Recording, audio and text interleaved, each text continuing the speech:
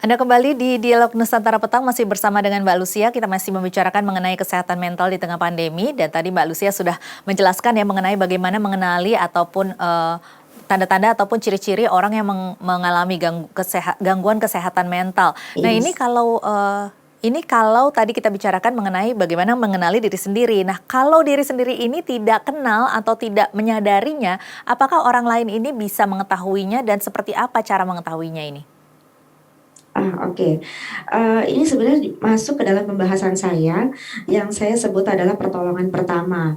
Jadi, sebenarnya kesehatan mental masyarakat ini adalah tanggung jawab kita semua, gitu ya, Mbak. Dan bahkan, data dari pemerintah sendiri pun menyatakan bahwa masih sedikit tenaga ahli di dalam penanganan kesehatan mental ini atau tenaga kesehatan jiwa ini di dalam menangani banyak sekali masyarakat yang mengalami gangguan kesehatan mental. Nah, pertolongan pertama itu adalah orang terdekat, yaitu pasangan kita atau keluarga kita, ayah, ibu, adik, kakak. Pokoknya mereka adalah orang yang terdekat kita.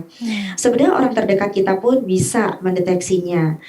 Biasanya mereka merasakan bahwa salah satu anggota keluarga ini mengalami perubahan yang sangat drastis gitu ya, atau perubahan dari kebiasaannya, mungkin dari yang biasanya ceria, kemudian tiba-tiba mengurung diri, menarik diri, atau mengalami semangat yang rendah begitu ya, atau lemah seperti tidak ada semangat hidup, atau juga bisa dirasakan atau bisa diamati berkurangnya nafsu makan, kemudian juga berkurangnya tanggung jawab begitu ya, atau mengabaikan tanggung jawab atau kewajiban di dalam rumah.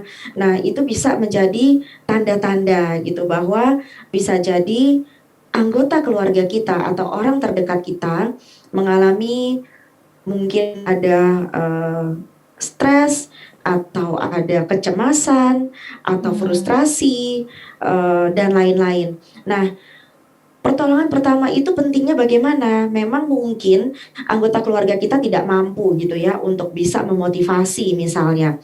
Nah, mereka bisa membantunya dengan segera mengajak anggota keluarga ini kepada ahlinya, kepada para profesional, entah itu ke dokter ahli jiwa, atau kepada konselor, ke psikolog, ke psikiater, atau ke hipnoterapis. Anyway, saya menyebut hipnoterapis karena hipnoterapis sekarang sudah lama sebenarnya ya diakui oleh negara sebagai salah satu tenaga yang membantu negara kita gitu, bangsa atau masyarakat untuk bisa menangani kesehatan mental masyarakat seperti itu. Nah, itu merupakan sebuah hal yang penting karena kita tahu gitu ya, sedikit sekali yang terbantu, masyarakat kita yang terbantu ditangani dengan sangat baik. Bahkan banyak data yang saya terima gitu ya di daerah-daerah pelosok, mereka yang mengalami gangguan mental itu ditangani dengan sangat konvensional. Mungkin di Iya. berita juga banyak yaitu dipasung gitu ya.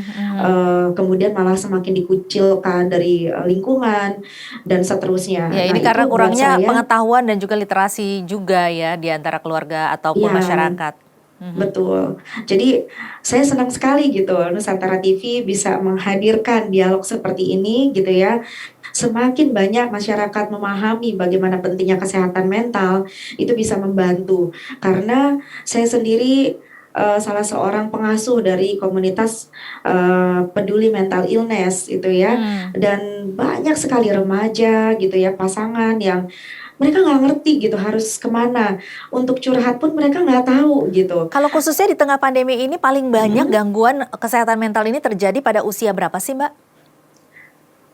Kalau dilihat dari rentang usia berdasarkan penelitian secara keseluruhan ya, sebenarnya semakin lanjut usianya, semakin mudah orang itu mengalami gangguan mental. Itu berdasarkan penelitian secara keseluruhan. Namun di tengah pandemi ini, bahkan saya saya tidak saya tidak melakukan survei atau penelitian ya, tetapi berdasarkan klien atau di ruang terapi saya, itu dari anak-anak, remaja, dewasa, bahkan usia yang sudah di atas 50 tahun, itu pun juga banyak gitu. Itu kalau tadi Mbak, Contoh, ya. Contoh anak-anak gitu ya, usia SD atau remaja, mereka banyak yang mengalami demotivation. Jadi motivasi belajarnya menurun, kemudian seolah mereka kayak hilang harapan hidup, Iya, nggak apalagi tahu mau karena harus belajar kemana di rumah gitu. ya, Iya, beradaptasi dengan betul. perubahan lingkungan, dengan perubahan Iya, kebiasaan sehari-hari begitu ya Mbak ya. Nah tadi iya. Mbak katakan juga bahwa ini kalau harus aware gitu ya orang-orang sekitarnya dengan beberapa gejala-gejala yang tadi terjadi begitu. Nah ini Mm-mm. apakah ada batasan waktu tertentu? Karena kan kadang-kadang ada orang yang memang seperti misalnya memang sedang lesu saja begitu, tidak lagi menurun nafsu makannya seperti itu. Apakah ada rentang waktu Mm-mm. tertentu? Iya, sebenarnya rentang waktu tertentu tidak saya temukan gitu ya di berbagai literatur secara ajak gitu. Cuman Hmm. kalau dia merasa sudah tidak nyaman gitu ya, kalau dia sudah tidak merasa nyaman, dia juga sudah merasa butuh bantuan gitu ya. Kalau misalnya masalah kesedihan atau merasa bersalah, penyesalan itu yang berlanjut gitu ya hingga 2 minggu, itu batasnya 2 minggu, maka dia harus segera mencari bantuan gitu Apalagi sebenarnya. sampai mengganggu Nah, tetapi aktivitas sehari-hari. iya, betul. Tetapi kalau misalnya kasus agresi misalnya atau pasangan ini sudah 3 hari, sudah 5 hari gitu ya, sudah 6 hari, bahkan bisa membahayakan dirinya dan membahayakan orang di rumahnya, ya bagi saya harus segera gitu. Jadi ada kasus gitu di mana klien saya itu merasa entah kenapa saya tuh tiba-tiba mudah meledak gitu ya, bahkan sampai melempar barang-barang yang ada di rumah. Jadi karena setiap orang pasti berbeda reaksi terhadap gangguan kecemasannya gitu ya atau gangguan mentalnya, dan dia meledak-ledak tanpa bisa ditahan gitu. Nah, dan dia juga nggak ngerti kenapa gitu kan. Nah, itu dia rasakan baru seminggu misalnya, tapi dia sudah langsung mengunjungi atau meminta bantuan untuk bisa segera bisa diatasi karena anaknya juga jadi resah, istrinya juga ketakutan seperti itu kan, Baik, begitu. baik Mbak Lucia, terakhir ini mungkin apakah ada Mm-mm. saran ataupun apa yang harus dilakukan oleh masyarakat, Mm-mm. baik misalnya yang mengalami gangguan kesehatan mental dari diri sendiri ataupun orang terdekat, apa yang harus dilakukan ketika menemui ataupun mengenali gejala-gejala seperti itu?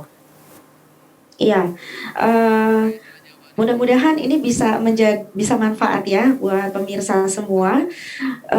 Kesehatan mental itu sama pentingnya dengan kesehatan fisik, sehingga kesehatan mental ini pun juga perlu ada latihan atau dijaga. Sama seperti tubuh fisik kita, kita harus makan yang bergizi, kita harus minum cukup air putih yang banyak gitu ya. Nah, sama dengan kesehatan mental. Banyak orang masih belum mengenali atau mengetahui atau bahkan merasa tidak penting seperti itu ya. Jadi bagaimana cara kita mengolah menjaga kesehatan mental kita, karena jangan sampai terjadi parah atau kita sudah mengalami gangguan kesehatan mental, tetapi sebelumnya kita harus bisa menjaga atau merawat kesehatan mental kita. Yang pertama adalah olah tubuh. Tadi saya sudah katakan bahwa tubuh fisik dan tubuh emosi atau tubuh mental itu adalah satu kesatuan yang tidak bisa terpisahkan. Seperti sebuah batang ya, di ujung sebelah kanan misalnya ini dianggap sebagai tubuh fisik dan di ujung sebelah kiri adalah tubuh mental, maka ketika tubuh fisik kita lakukan treatment, maka dia akan mempengaruhi tubuh mental kita. Begitupun sebaliknya. Oleh sebab itu, olah fisik pun itu sangat perlu. Contoh misalnya dengan olahraga seperti itu, atau olah fisik itu dengan senam ya, senam yang memang bertujuan seperti apa tai chi atau misalnya juga yoga, kemudian dan lain-lain. Kemudian olah pikir. Nah, olah pikir itu bisa dibantu dengan cara kita banyak berdiskusi, banyak berkomunikasi, membaca, mengikuti banyak pelatihan, dan kemudian yang berikutnya adalah olah olah emosi ya. Nah, olah emosi itu bisa kita lakukan dengan membangun atau melatih kesadaran atau awareness-nya kita. Maka disebut banyak sekali istilah adalah mindfulness. Nah, bagaimana caranya? Dengan melatih pernapasan, olah napas, dengan meditasi, self relaxation atau self hypnosis seperti itu. Nah, itu sangat baik sekali untuk dilakukan. Nah, tetapi bagaimana kira-kira kalau saya sudah mengalami, sudah merasakan ada terjadi gangguan jiwa? Iya. Yang pertama tentunya segera lakukan, hubungi orang yang memang profesional di bidangnya. Tetapi teman-teman juga, ya pemirsa semua juga bisa lakukan di rumah dengan latihan relaksasi. Tentunya, seperti olah tubuh juga ya, Anda juga bisa lakukan ibadah-ibadah yang memang menuntut gerak fisik gitu ya. Kemudian juga, seperti puasa, atau di agama tertentu juga banyak di agama itu kalau yang saya kenali bahkan di setiap agama ada yang namanya puasa gitu ya. Nah, itu juga bisa membantu. Nah, teman-teman juga bisa melakukan teknik pernapasan-pernapasan dan saya sendiri juga baru mengembangkan bersama rekan saya, sahabat saya sekaligus coach saya, sebuah seni memberdaya diri yang kita sebut adalah pancuran seribu. Nah, maksud saya memperkenalkan ini sebenarnya banyak sekali teknik-teknik memberdaya diri. Nah, teman-teman, maksudnya pemirsa juga bisa segera gitu ya, bisa mencari browsing gitu ya, untuk bisa melatih. Nah, yang paling cepat adalah olah pernapasan sesungguhnya. Kita jarang sekali menyadari atau mengenali napas. Baik. Contoh, pada saat kita sudah mulai merasakan kecemasan atau kita sudah mulai merasakan emosi yang tidak nyaman, mau marah, kesal, dan lain-lain, tarik nafas yang panjang dan dalam, Baik. kemudian hembuskan lewat mulut perlahan, kayak Baik, gitu. intinya adalah berpikir dan juga beraktivitas serta mengisi hari-hari ataupun waktu-waktu luang dengan hal-hal Iya, yang positif dan menenangkan tentunya ya Mbak Lucia. iya Mbak Lucia, betul. terima kasih banyak sudah bergabung bersama kami di Dialog Nusantara Petang. Terima kasih sama-sama.